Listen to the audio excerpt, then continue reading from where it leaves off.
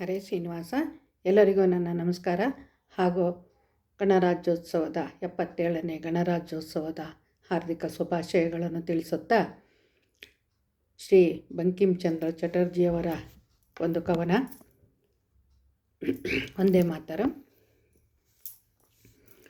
ವಂದೇ ಮಾತರಂ, ವಂದೇ ಮಾತರಂ, ಸುಜಲಾ ಸುಫಲಾ ಮಲಯಜ ಶೀತಲಾ ಸಸ್ಯಶ್ಯಾಮಲಾ ಮಾತರಂ, ವಂದೇ ಮಾತರಂ, ವಂದೇ ಮಾತರಂ.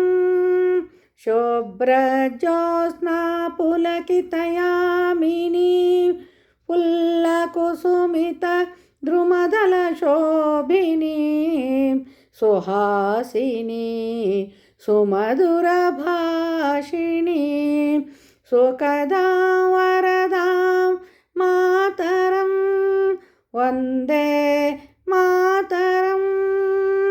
ಕೋಟಿ ಕೋಟಿ ಕಂಠ ಕಲ ಕಲ ನಿನಾದಕರ ಅಲೆ ಕೋಟಿ ಕೋಟಿ ಭುಜೈರ್ದತ ಕರ ಕಮ ಕರವಾಲೆ ಅಬಲಾ के नो माये तो भले बहुबलधारिणी नमामि तारिणी रिपुदलवारिणी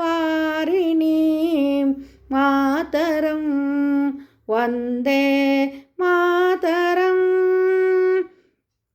तुमि विद्या तुमि धर्म तुमि हृदि तुमि मर्म त्वं हि प्राणः शरीरे बाहुते तुमि मा शक्ति हृदये तुमि मा भक्ति तोमार ಈ ಪ್ರತಿಮಾ ಗಡಿ ಮಂದಿರೆ ಮಂದಿರೆ ವಂದೇ ಮಾತರಂ, ವಂದೇ ಮಾತರಂ. ತ್ವಂ ಹಿ ದುರ್ಗಾ ದಶ ಪ್ರಹರಣಧಾರಿಣಿ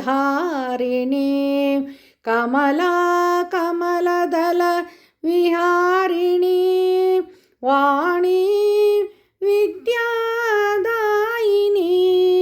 ನಮಾಮಿ ತ್ವಾಂ ನಮಾಮಿ ಕಮಲಾಂ ಅಮಲಾಂ ಅತುಲಾಂ ಸುಜಲಾಂ ಸುಫಲಾಂ ಮಾತರಂ, ವಂದೇ ಮಾತರಂ, ವಂದೇ ಮಾತರಂ.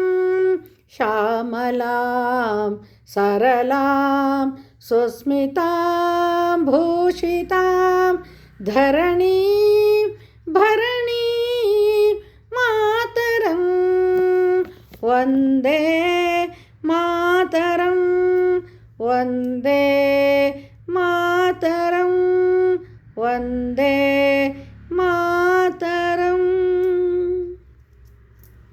ಜೈ